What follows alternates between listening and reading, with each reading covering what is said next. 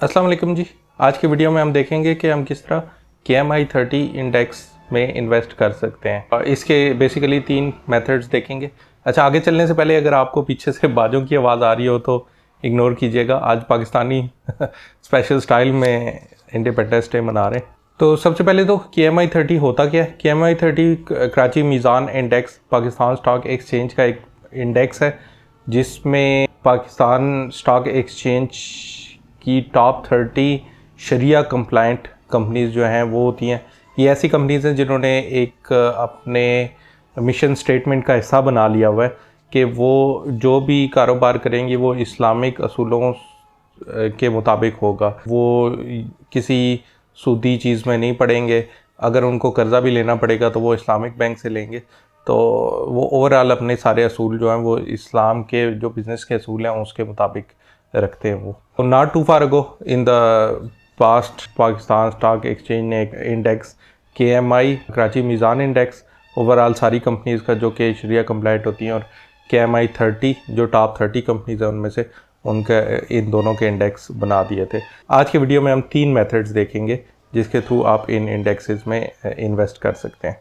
सबसे पहले आ जाता है मैनुअल इन्वेस्टमेंट का मेथड। मैनुअल इन्वेस्टमेंट के मेथड में आपकी कोई एक्स्ट्रा फ़ी नहीं चार्ज हो रही होगी, just other than minimal commission जो कि आपका ब्रोकर का होता है। तो इसमें आप ख़ुद मैनुअली जाके देख रहे होंगे पाकिस्तान स्टॉक एक्सचेंज पे कि किस कंपनी की कितनी वेटेज है KMI30 में और उसी के मुताबिक आप इन्वेस्टमेंट कर रहे होंगे। मसलन 10,000 आपने इन्वेस्ट करना है तो जो पहली कंपनी है उसकी 10% वेटेज है तो उसमें 1,000 रुपया इन्वेस्ट कर देंगे। अगर फिर दूसरी कंपनी जो है उसकी 7% वेटेज है तो उसमें 700 कर देंगे। इसी तरह करते करते आप 30वीं कंपनी तक चले जाएंगे। लेकिन अब 30 कंपनीज़ जो हैं इनमें से जो टॉप 15 कंपनीज़ हैं उनकी 90% वेटेज है और नीचे वाली जो 15 कंपनीज़ हैं उनकी सिर्फ 10% वेटेज रह जाती है। तो अब थोड़ा सा हेक्टिक हो जाएगा कि आप पूरी 30 कंपनीज़ को करें। वैसे भी जो पहली 15 में भी अगर आप इन्वेस्ट कर लें तो आपकी ट्रैजेक्टरी वही रहेगी इन्वेस्टमेंट की जो कि ओवरऑल इंडेक्स की है, जो कि लॉन्ग टर्म में ऊपर ही जाती है। तो इसमें बेहतर है कि आप पहली 15 में कर लें। उसमें थोड़ा सा मेथड चेंज हो जाता है। उसमें ये होता है कि पहली 15 की एग्जैक्ट आपने अगर वेटेज लेनी है तो उस सारी वेटेज को ऐड कर लेते हैं। मसलन 88% आती है तो उस 100 को 88 पे डिवाइड करते हैं तो वो तकरीबन बन जाता है 1.13 आज के डेट के लिहाज से मैं कह रहा हूँ। फिर आपने अगर पहली कंपनी में 1,000 रुपया इन्वेस्ट करना था ना, क्योंकि वो 10% अगर है तो फिर 1,000 के बजाय उसको 1.13 से मल्टीप्लाई करके लेट्स से 1,130 रुपये इन्वेस्ट करेंगे। इसी तरह दूसरी कंपनी में 700 के बजाय फिर थोड़ा सा ऊपर 790 कुछ इन्वेस्ट करेंगे, उसी नंबर से मल्टीप्लाई करके जो भी आएगा। ये तो हो गया बिल्कुल एग्जैक्ट। लेकिन अगर आपने बिल्कुल इतना भी एग्जैक्ट नहीं करना तो वो तकरीबन अगर यही कंसिडर कर लें रफली फर्स्ट 15 कंपनीज 90% है। कैलकुलेशन में नहीं पढ़ना चाहते तो आप ये करें कि आप पहली 15 कंपनीज़ की वेटेज के बाद जितने भी पैसे आते रहते हैं उसको जस्ट सिंपली 1.1 से मल्टीप्लाई करके उसको अपनी जितनी भी इन्वेस्टमेंट है आप सारी कंपनीज में कर दें पहली 15 में। तो इसको आए कंप्यूटर स्क्रीन पे भी जाके देख लेते हैं ज़रा डिटेल में। अच्छा, KMI30 में मैनुअली इन्वेस्ट करने के लिए सबसे पहले आपको वेटेजेस की ज़रूरत पड़ेगी KMI30 इंडेक्स में। उसके लिए आपने psx.com.pk पे जाना है और वहाँ से PSX डाटा पोर्टल, ये जो बटन है ऊपर तीसरा, इसको क्लिक करना है। आप डायरेक्टली इस सब डोमेन पे भी जा सकते हैं dps.psx.com.pk के एड्रेस पे जाके डायरेक्टली। तो यहाँ पे अगर आपने फिर इंडेक्सेस पे जाना है, इंडेक्सेस पे, लेकिन आप यहाँ से भी जा सकते हैं। लेकिन जब आप अगर यहाँ से जाएंगे ना तो जो लिस्ट आती है इसमें वेटेजेस नहीं है अवेलेबल। तो आपने ऊपर मार्केट के मेन्यू में जाना है और उसमें मार्केट इंडेक्सेस को क्लिक करना है। यहाँ से फिर KMI30 जब आप सेलेक्ट करेंगे तो यहाँ पे ये इंडेक्स में जो वेटेज है ना इन सब स्टॉक्स की वो अवेलेबल है। और सारे 30 शो करने के लिए आप 50 एंट्रीज ये सेलेक्ट कर लें और उसके बाद इसको डिसेंडिंग पे सॉर्ट कर लें।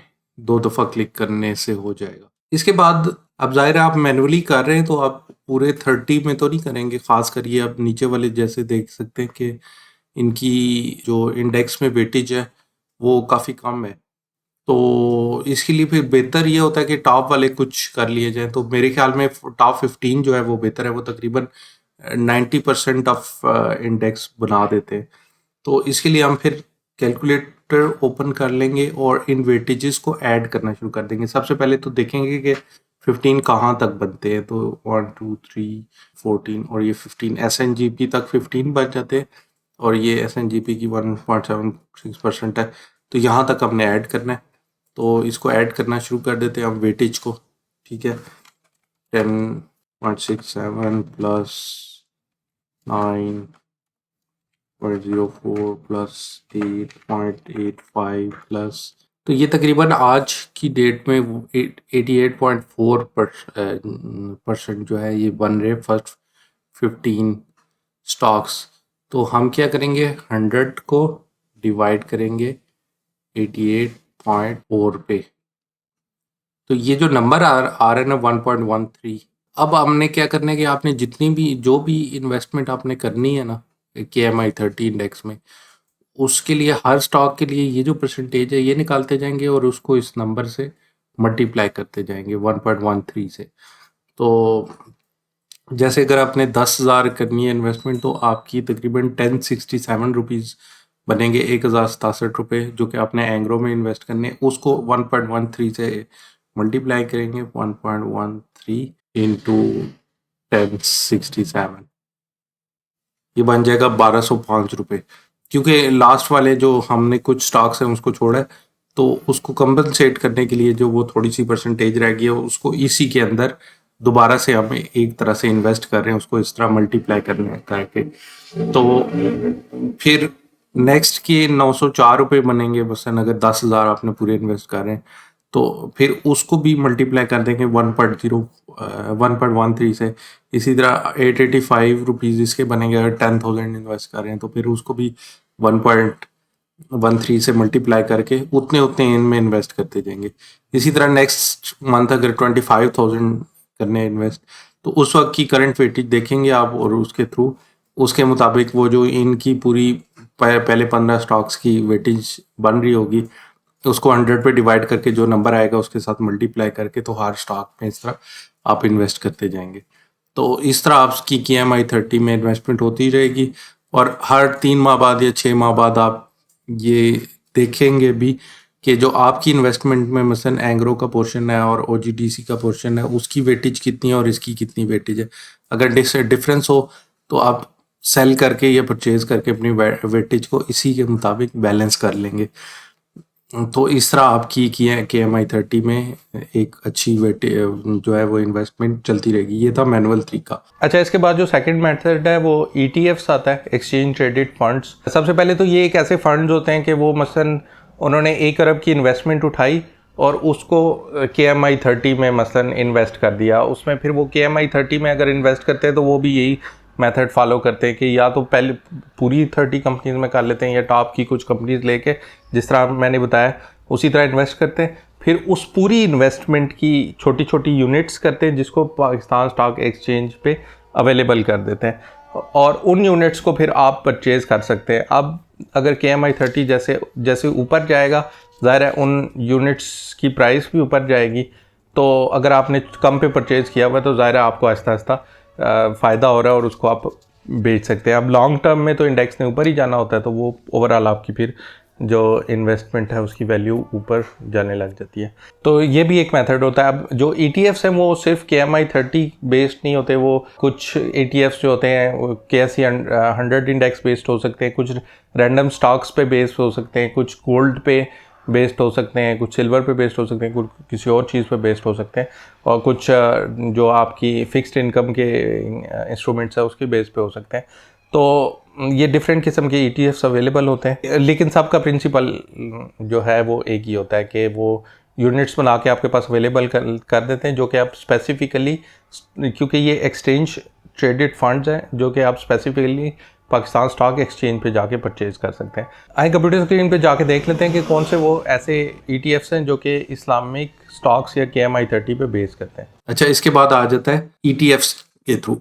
ETFs इन पाकिस्तान, आप ये सर्च कर सकते हैं। ये एक्सचेंज ट्रेडेड फंड्स फिर आपके आ जाएंगे PSX का ये पेज है। तो इसमें जो इस्लामिक ETFs हैं वो दो ही हैं, एक्सचेंज ट्रेडेड फंड्स, ये मीज़ान P ETF है और महाना इस्लामिक ETF है। महाना इस्लामिक का भी पेज खोल लेते हैं और मीज़ान P का भी हम खोल लेते हैं। महाना Islamic exchange traded fund is an open-ended exchange traded fund which aims to track benchmark index Mahana Islamic Index MII 30. Index is based on selecting 30 Sharia compliant companies from KMI। तो ये वही हैं जो KMI 30 में होती हैं, वो top 30 companies हैं जिनमें ये करते हैं इन्वेस्ट खुद, और फिर उसकी छोटी छोटी यूनिट्स बना के उसको अवेलेबल कर देते हैं स्टॉक एक्सचेंज पे, जो कि दूसरे लोग परचेज कर सकते हैं। इसी तरह दूसरा ये मीज़ान बैंक की तरफ से है, मीज़ान पाकिस्तान ETF, इसका सिंबल MZNP ETF है और इसका सिंबल MII ETF है। ये दोनों आपको स्टॉक एक्सचेंज पे मिल जाएंगे और ये भी इसी तरह इस्लामिक स्टॉक्स में ही इन्वेस्ट करता है, तो इसके थ्रू भी आप KMI 30 में इन्वेस्ट कर सकते हैं। वो कंपनी जो ETFs ऑफर कर ली होती है उनको क्या फ़ायदा होता है ये इस तरह छोटे छोटे यूनिट्स बना के ऑफर करने का? उनको ये फ़ायदा होता है कि वो साल के एंड में 2.5% तक अपना कमीशन या अपनी फ़ी रख लेते हैं ओवरऑल इन्वेस्टमेंट में से। तो वो वैसे भी इंडेक्स जो है पाकिस्तान में कोई 15% तक तो ऊपर जा ही रहा होता है अगर आप लॉन्ग टर्म की एवरेज लें। तो आपको तो एफर्ट खुद तो कुछ करनी नहीं पड़ रही, तो वो उसके अगेंस्ट जो वो 2.5% है वो कुछ भी नहीं है। अच्छा, इसके बाद फाइनली म्यूचुअल फंड्स आ जाते हैं। म्यूचुअल फंड्स का और ETFs का प्रिंसिपल बिल्कुल एक है, वो भी इसी तरह आप इन्वेस्ट कर देते हैं, उसकी छोटी छोटी यूनिट्स बना देते हैं और उन यूनिट्स को आपकी परचेज के लिए अवेलेबल कर लेते हैं। लेकिन उसमें एक डिफरेंस ये है कि जो म्यूचुअल फंड्स है वो पाकिस्तान स्टॉक एक्सचेंज पे जो है वो अवेलेबल नहीं होते। म्यूचुअल फंड में भी 3% जो है वो फ़ी रख रहे होते हैं जो म्यूचुअल फंड ऑफर कर होता है। अच्छा, इसमें फिर तीसरा तरीका जो है वो है इंडेक्स फंड का, जो म्यूचुअल फंड है। तो इस्लामिक इंडेक्स फंड पाकिस्तान में एक ही है, वो मीज़ान बैंक ऑफर करता है। तो आप अगर इस तरह सर्च भी कर लें इस्लामिक इंडेक्स फंड पाकिस्तान, तो इसमें आपको ये मिल जाएगा KSE मीज़ान इंडेक्स फंड। इसका पेज का लिंक मैं जो है वो दे दूंगा नीचे डिस्क्रिप्शन में। इस पे एक वीडियो भी मैंने डिटेल्ड बनाई हुई है, उसका लिंक भी दे दूंगा। अच्छा, जो म्यूचुअल फंड्स होते हैं वो भी इसी तरह डिफरेंट जितने भी स्टॉक्स होते हैं, मसलन KMI 30 को अगर ट्रैक कर रहा है तो उसमें इन्वेस्टमेंट कर देते हैं, उसके मसलन उसके 15 या 20 टॉप स्टॉक्स में इन्वेस्ट कर देते हैं। फिर जो ओवरऑल जो एक वो बनता है ना पोर्टफोलियो, जो उसकी पूरी होल्डिंग होती है, उसके छोटे छोटे यूनिट्स करके इसी तरह ओवरऑल यूनिट्स की प्राइस भी नीचे जाती है। तो ये तो आपको पता है कि लॉन्ग टर्म में जो है इंडेक्स की ऊपर ही जाती है, इंडेक्स ऊपर ही जाता है। तो फिर ये सारे जो यूनिट होल्डर होते हैं इंडेक्स फंड के, उनको फ़ायदा होता है। ये तीसरा तरीका था, इंडेक्स फंड के थ्रू भी आप KMI 30 में कर सकते हैं। और उसमें ये स्पेसिफिक जो इंडेक्स ट्रैकर फंड है ना, अल मीज़ान का KSE मीज़ान इंडेक्स फंड, क्योंकि जो है ना अल मीज़ान वाले ये शरिया कंप्लाइंट स्टॉक्स में ही करते हैं, कन्वेंशनल स्टॉक्स में इन्वेस्ट नहीं करते। तो वो उनका जो इंडेक्स फंड है वो है ही KMI 30 को ट्रैक करता है। तो फाइनली कंक्लूजन इसका यही है कि जो 3 मेथड है उनमें 2 तो ETF और म्यूचुअल फंड है, उसमें आपको कुछ खास करना नहीं पड़ता। बस आप म्यूचुअल फंड के लिए आपने जो ऑर्गेनाइजेशन म्यूचुअल फंड ऑफर कर रही है, मसलन अल मीज़ान इन्वेस्टमेंट्स, उसके साथ आपका अकाउंट होना चाहिए। दूसरा जो ETFs हैं वो पाकिस्तान स्टॉक एक्सचेंज पे परचेज़ कर सकते हैं और उसमें आपको कुछ करना नहीं पड़ता, बस थोड़ी सी फीस जो है वो 3% तक पर ईयर होती है, वो देनी पड़ती है। तो बाकी जो थर्ड मेथड है वो फिर आप मैनुअली कर लें। तो मैनुअली थोड़ा सा अगर वैसे हैक्टिक भी हो जाता है, तो मेरे ख्याल में बेहतर ये है कि आप ETFs या इंडेक्स फंड्स के थ्रू KMI 30 में इन्वेस्ट करना चाहते हैं तो कर लें। और अगर ज़्यादा पैशनेट है, अगर आपके पास टाइम भी है, तो आप ज़रूर मैनुअल अपना पोर्टफोलियो बनाएं और उसको करते रहें। ये भी कर सकते हैं, कुछ इन्वेस्टमेंट ETFs और म्यूचुअल फंड्स के थ्रू करें इंडेक्स में, और फिर मैनुअली जो पोर्टफोलियो है वो खुद अपने कुछ रैंडम स्टॉक्स लेके चलें। बाकी इस चैनल पे पाकिस्तान स्टॉक एक्सचेंज के बारे में, म्यूचुअल फंड्स के बारे में और पर्सनल फाइनेंस के बारे में मैं वीडियोस बनाता रहता हूँ। अगर आपने भी उनसे फ़ायदा उठाना हो तो इस चैनल को सब्सक्राइब कर। बाकी वीडियो अच्छी लगी हो तो हिट थम्स अप। मिलते हैं अगली वीडियो में इंशाल्लाह।